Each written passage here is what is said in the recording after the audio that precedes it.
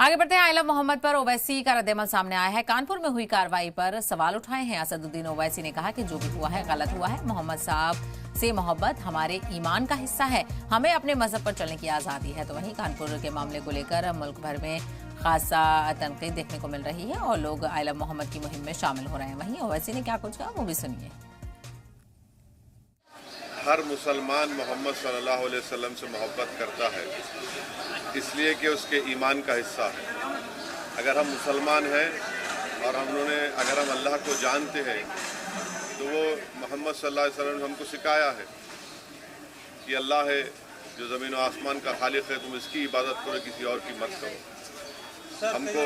हमको उन्होंने बताया है कि तुम्हारा ईमान उस वक्त तक मुकम्मल नहीं हो सकता जब तक कि तुम मोहम्मद सल्लल्लाहु अलैहि वसल्लम को अपनी दुनिया की हर चीज़ ज़्यादा नहीं चाहोगे।